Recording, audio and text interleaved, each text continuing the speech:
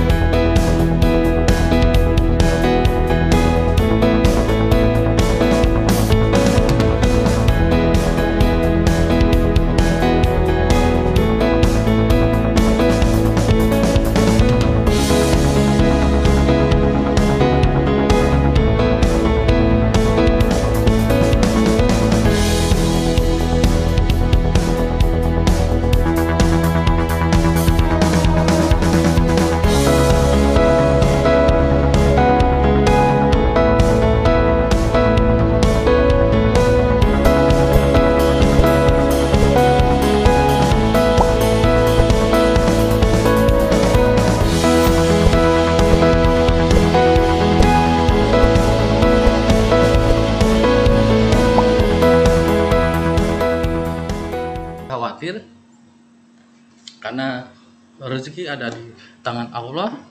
Kita terus berusaha meningkatkan skill sehingga usaha yang kita lakukan bisa menjadi berarti di era teknologi 4.0 ini. Kita ketahui revolusi itu adalah perubahan besar secara cepat dan radikal. Itu yang dinamakan revolusi. Revolusi industri ini meliputi perubahan barang-barang, tenaga manusia, dan tenaga mesin. Di abad ke-19, kondisi dari kelas pekerja di Inggris 1844 itu menurut Wendell Angels. Penyebab terjadinya revolusi industri tentunya karena adanya situasi politik yang stabil, itu revolusi glorious 1988. Sumber daya alam menunjang industri di Inggris, penemuan baru di bidang teknologi, pemerintah memberikan perlindungan hukum terhadap penemu baru seperti Royal Society for Improving Natural Knowledge. Dampak revolusi industri bagi perekonomian tentunya barang melimpah dan harga lebih murah. Banyak perusahaan-perusahaan kecil itu gulung tikar ketika terjadinya dampak revolusi industri. Dan kemudian perdagangan juga makin berkembang dan transportasi pun pastinya akan lebih lancar karena ditunjang dengan tenaga mesin. Sampai saat ini bahan bakar itu tidak hanya bensin saja, tidak hanya minyak, tapi sekarang sudah beralih ke tenaga elektrik. Dampak revolusi industri terjadi tidak hanya di ekonomi, namun terjadi juga di bidang sosial. Munculnya gerakan sosialis, ya, munculnya partai-partai politik, muncul lagi imperialisme modern. Kemudian dampak dunia digital dan revolusi industri keempat ini terjadilah era baru industrialisasi digital. Ancamannya secara global era digitalisasi akan menghilangkan 1-1,5 miliar pekerjaan sepanjang tahun 2015 sampai dengan 2025 karena digantikannya posisi manusia dengan mesin-mesin otomatis. Itu menurut Judd Loewen, dan ini terbukti. Banyak pabrik manufacturing saat ini sudah menggunakan robot otomatis. Diperkirakan di masa yang akan datang nanti 65% murid sekolah dasar di dunia akan bekerja pada pekerjaan yang belum pernah ada di hari ini, ya. Jadi siap-siap di tahun 2025 ke atas kemungkinan pekerjaan-pekerjaan yang lama itu tidak ada lagi. Misal contoh, mohon maaf, tempat SPBU sekarang masih menggunakan manusia. Mungkin 2-3 tahun lagi akan digantikan dengan mesin robot, ataupun kita harus ngisi sendiri tanpa ada orang yang menjaganya, karena transaksi pembayaran pun juga sudah menggunakan e-banking dan lain sebagainya. Itu salah satu contoh saja. Kemudian pada masa pandemik ini kita ketahui bersama banyak sekali perusahaan-perusahaan sudah melakukan efisiensi, sehingga pekerjaan yang tadinya dilakukan 2 atau 3 orang dengan masa pandemik ini bisa dilakukan hanya beberapa orang. Lebih simpel, lebih irit, lebih hemat, ya.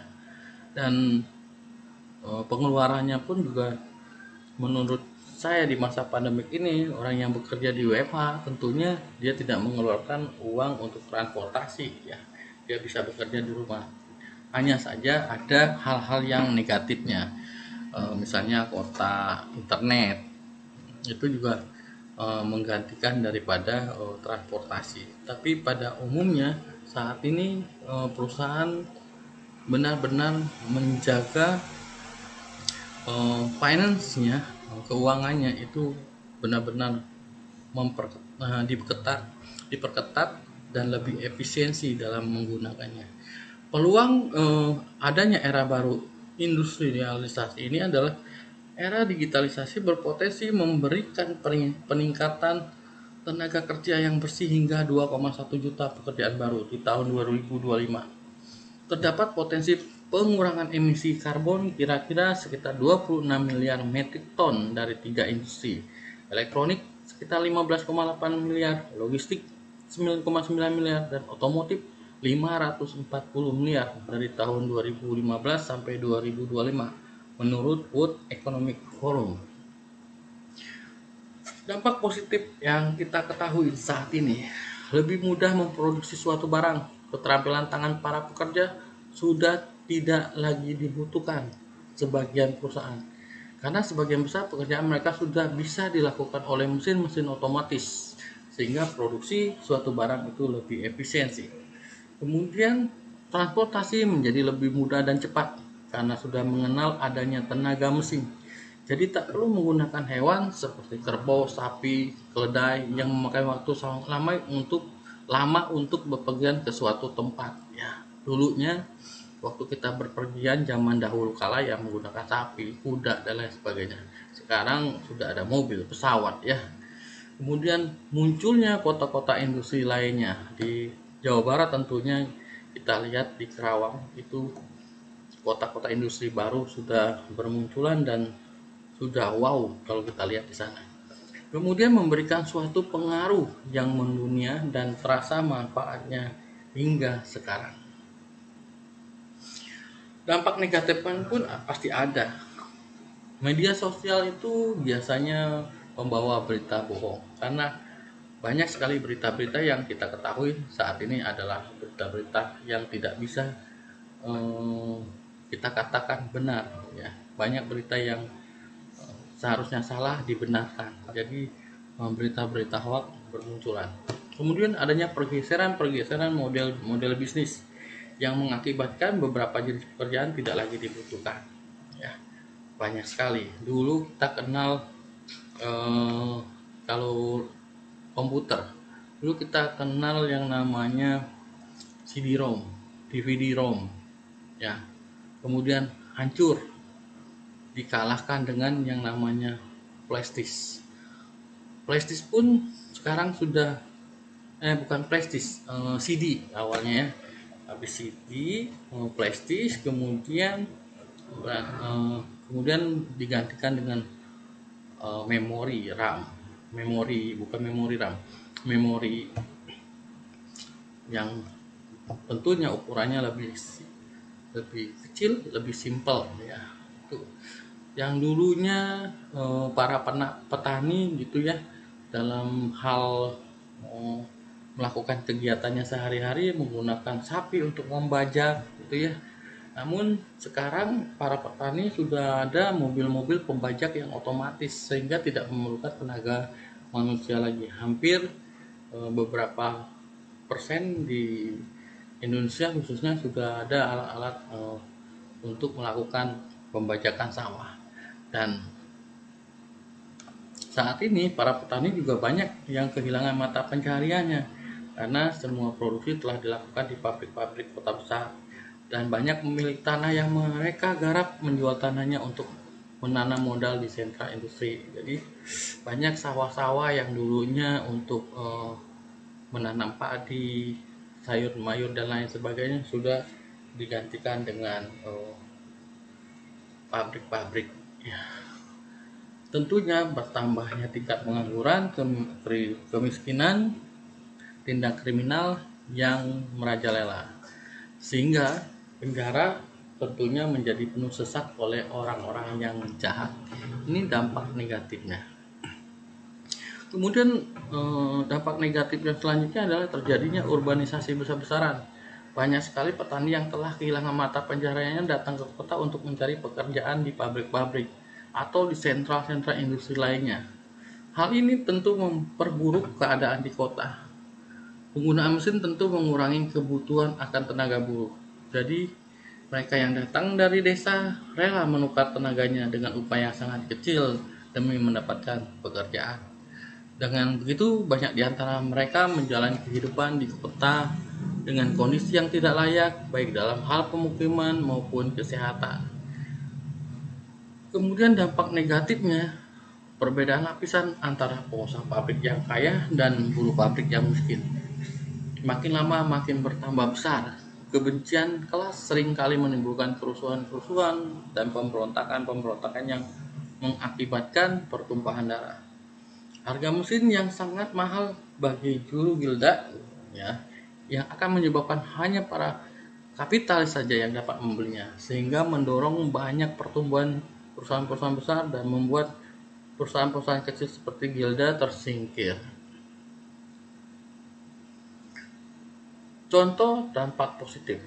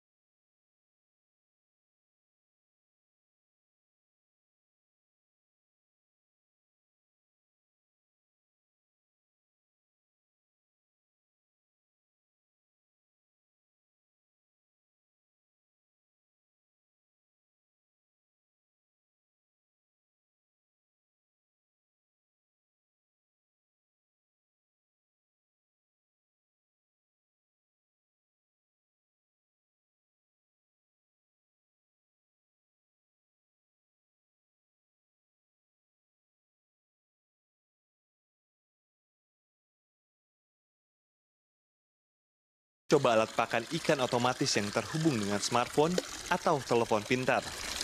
Alat ini diklaim mampu memantau kebiasaan dan kondisi nafsu makan ikan ketika berada di kolam. Ini membuat pekerjaan petani ikan jadi lebih efisien. Kalau pakai aplikasi mudah pengaturan waktunya gitu. Kalau ngasih pakan tepat waktu, tepat beratnya berapa kilo kita ngasih pakan. Alat bernama e-fishery ini dikembangkan oleh Gibran Huzaifah dan timnya. Selain mencatat performa pemberian pakan melalui internet secara real time, e-fishery juga diklaim mampu memberikan dosis pakan ikan secara tepat. Ini cara penggunaannya seperti apa, Mas? Cara penggunaannya simpel sih ya, maksudnya semuanya udah tinggal colok, plug and play. Terus Oke. kita tinggal masukin pakannya ke dalam sini. Kalau pakannya udah dimasukin, semuanya langsung disetting dari mobile app. Jadi setelah setting kita tinggal pilih ikannya jenis apa, pakannya jenis apa. Udah dipilih nanti ada jadwalnya sendiri. Jadwal pemberian pakannya juga diatur. Dan nanti terhubung sama sensor. Oke. Gitu. Nah kalau dia udah mau ngasih, dia langsung terkoneksi ke handphonenya. Jadi kalau kita mau ngasih, tinggal play. Jadi kita langsung. Oke, langsung menyala mesinnya ya? Nyala mesinnya. Oke, keluarnya dari sini ya? Iya, ini keluarnya dari sini dia melontarkan pakannya. Oke.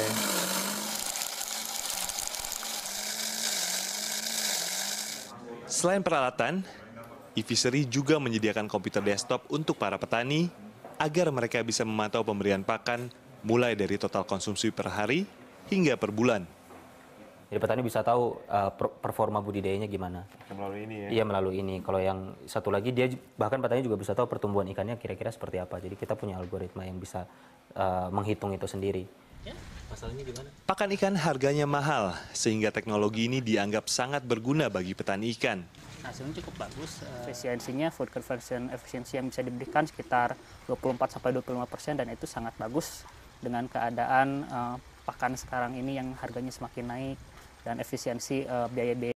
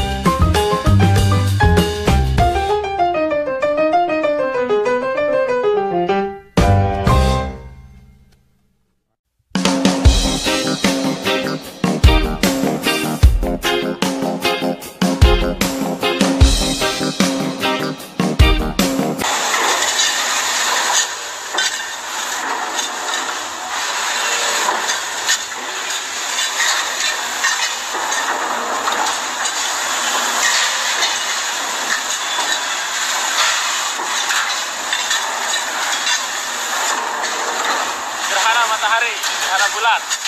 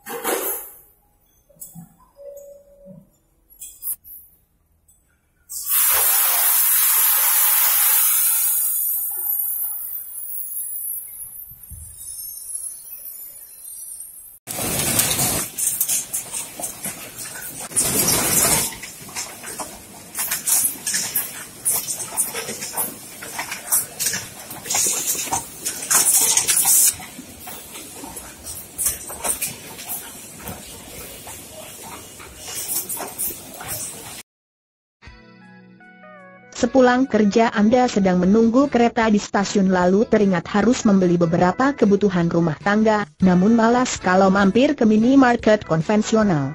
Membawa belanjaan dan berdesakan di kereta bukan hal yang nyaman. Kalau Anda di Korea Selatan, bayangan di atas tidak perlu dikhawatirkan. Anda bisa mampir ke minimarket saat menunggu kereta. Anda memilih barang belanjaan di rak-rak yang tersedia. Uniknya tidak ada wujud fisik barang yang dijual, hanya display dengan foto barang-barang yang ditawarkan. Lalu Anda cukup melakukan pembelian dengan melakukan scan QR codes dari smartphone.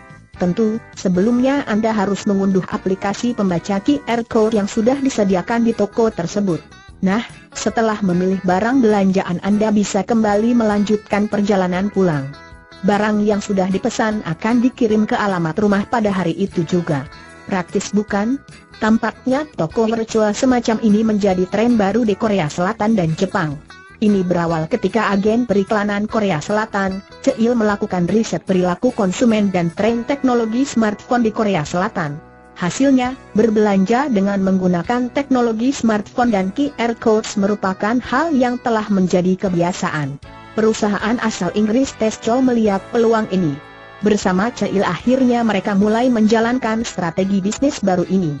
Pada 2011 Tesco membuka toko virtual pertama mereka di stasiun kereta api bawah tanah Seoul dengan nama Home Plus. Selain di stasiun kereta api bawah tanah, toko virtual ini juga berada di tempat-tempat pemberhentian bis. Home Plus menawarkan lebih dari 500 jenis produk, mulai dari makanan, elektronik, perlengkapan kantor dan alat-alat rumah tangga. Berkat inovasi strategi yang disebut break and click ini, toko virtual Tesco Home Plus langsung mendapatkan nominasi Design of the Year oleh London Design Museum di tahun yang sama.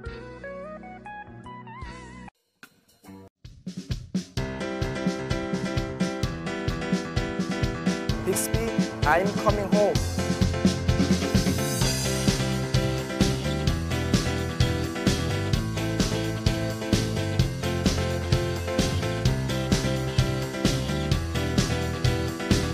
Bixby, movie time.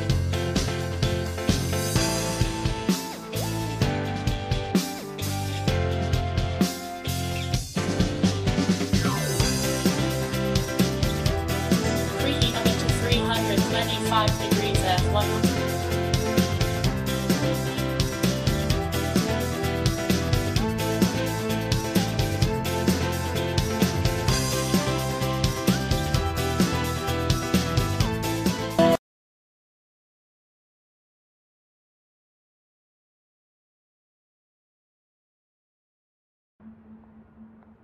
bladeren die Randstien Jobaki Zone te scannen.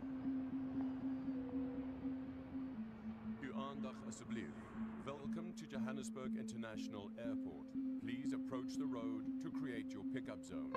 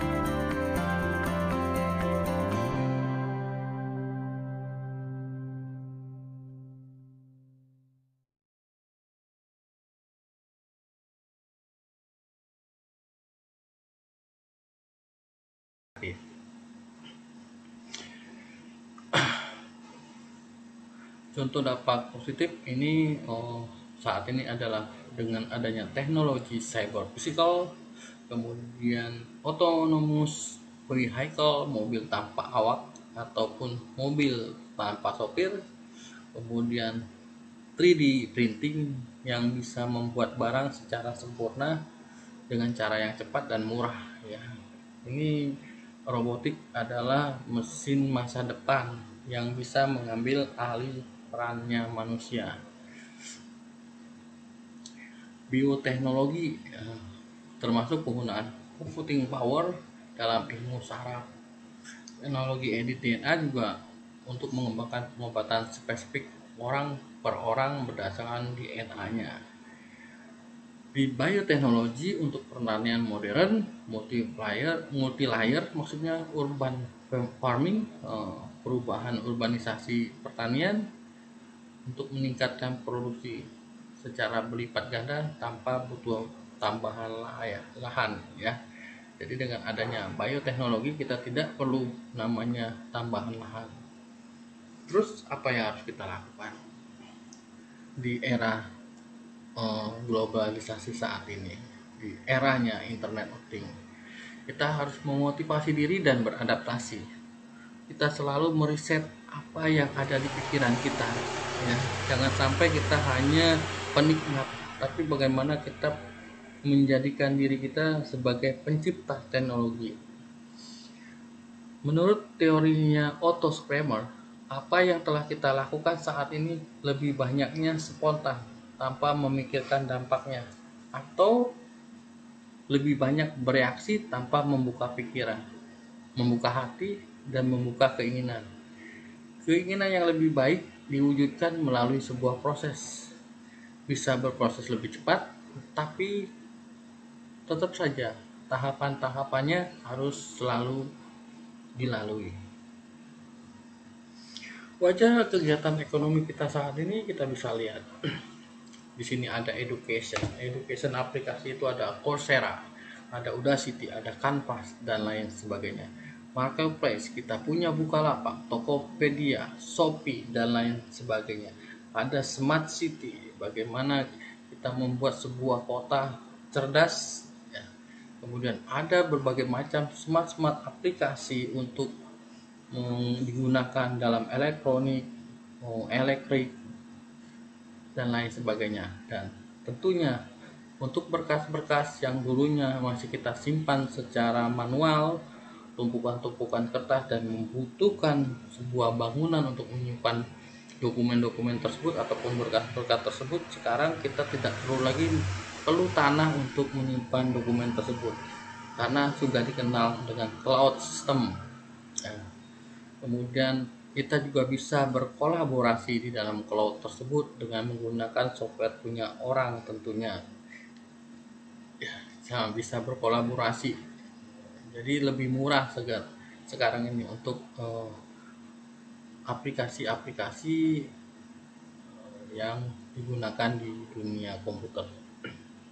Kemudian smart manufacturing ya. Smart manufacturing itu artinya manufacturing yang cerdas, bagaimana membuat sebuah produk di proses manufacturing itu lebih simpel tanpa perlu banyak orang ya, dengan mesin-mesin canggihnya. Saat ini berbagai macam kebutuhan manusia telah banyak menerapkan dukungan internet dan dunia digital sebagai wahana interaksi maupun transaksi. Gejala-gejala transformasi di Indonesia. Ini ada beberapa gejala. Yang pertama itu toko konvensional. Dulu toko itu berbentuk fisik, namun sekarang digantikan dengan marketplace. Nah, dengan kita mendownload aplikasi Bukalapak, Tokopedia, Shopee dan sebagainya, kita udah bisa berbelanja e-commerce tanpa perlu bentuk toko fisiknya. Kemudian taksi ojek tradisional posisinya saat ini sudah mulai tergeserkan dengan moda-moda berbasis online, Grab, Gojek, Uber dan lain sebagainya. Dan yang saat ini masih jaya adalah Grab. Dan Grab ini pun tidak hanya sebagai untuk mengangkut penumpang, tapi juga sudah bisa mengantar makanan, minuman, dokumen, dan lain sebagainya. Kita selalu ingat pesan daripada Ki Hajar Dewantara, seorang filosofi dari Indonesia.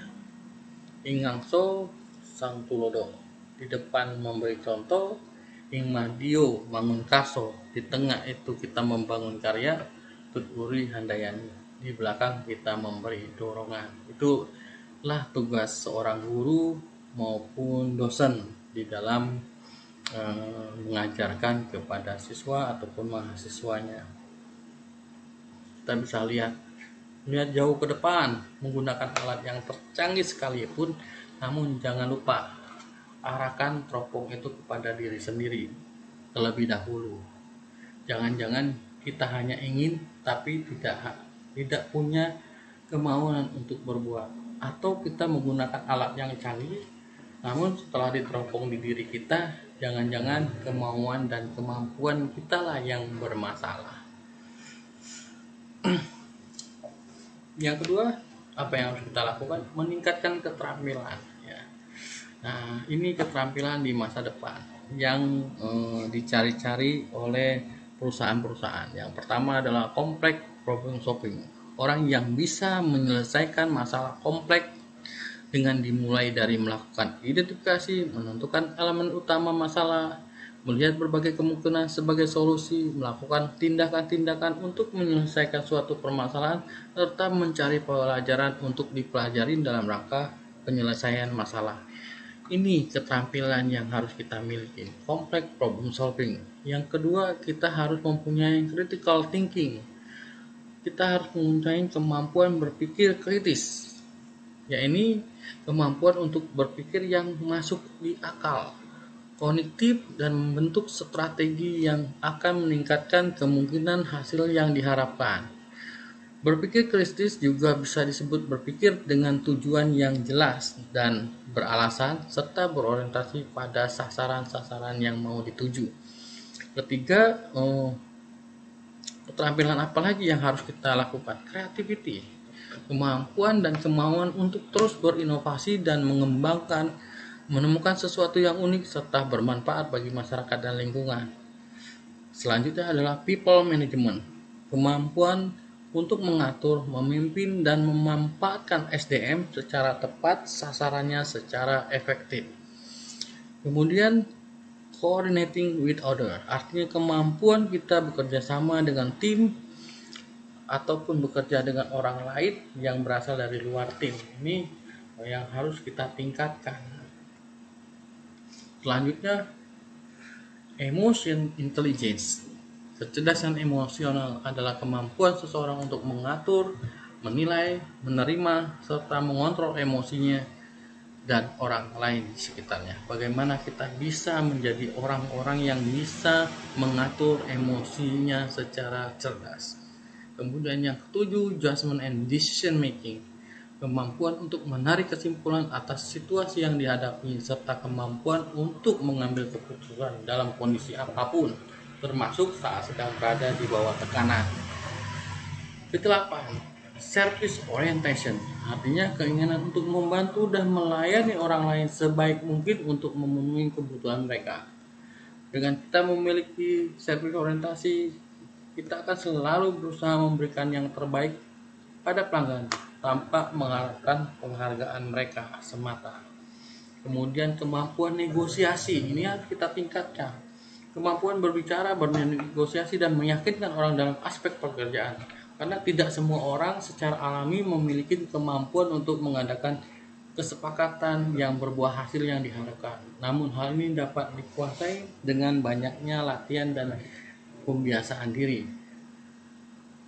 Yang ke-10 adalah cognitive flexibility. Nah, itu yang kita tingkatkan. Apa itu cognitive flexibility? Adalah untuk menyusun secara spontan suatu pengetahuan dalam banyak hal dan cara, dalam memberi respon, penyesuaian diri untuk secara radikal menuntut merubah menjadi tuntutan yang situasional. Itu beberapa keterampilan yang harus kita tingkatkan. Di sini saya hanya menjelaskan 10 keterampilan yang harus kita tingkatkan. Nah, ke-10 itu yang paling tinggi adalah cognitive ability, itu mencapai 15%. Sistem skill itu 17%. Bagaimana kita memecahkan permasalahan yang kompleks ini 36%. Jadi pekerjaan ataupun skill masa depan yang dibutuhkan oleh perusahaan adalah seseorang yang mampu memecahkan permasalahan yang kompleks ini 36%. Yang bisa menguasai kemampuan proses ini 18%, dan orang bisa meningkatkan skill sosialnya itu 19%. Ini ada 5, yang lainnya tentu dan lain-lain ya. Ini yang kita sorotkan adalah pekerjaan yang belum hilang, yang tidak akan hilang adalah 10 skill ini. Yang kita bisa kasih kesimpulan adalah 5 jenis pekerjaan yang nantinya akan ada di anak cucu kita. Cognitive ability, system skill, complex problem solving, content skill, dan process skill. Itulah pekerjaan-pekerjaan yang dibutuhkan untuk masa depan.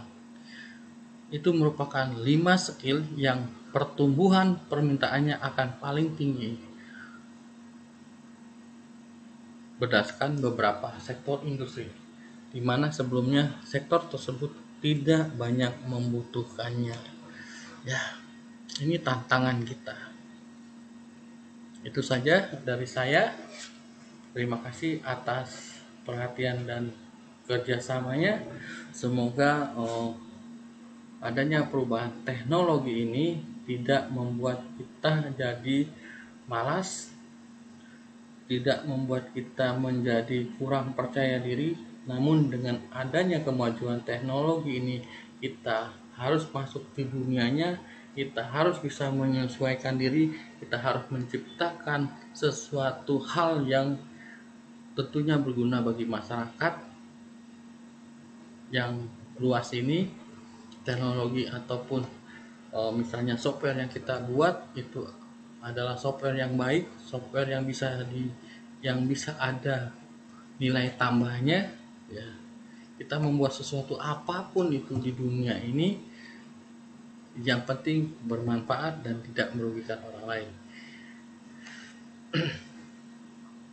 Mungkin itu dari saya. Terima kasih. Wassalamualaikum. Tell me pretty lies, look me in the face, tell me that you love me, even if it's fake.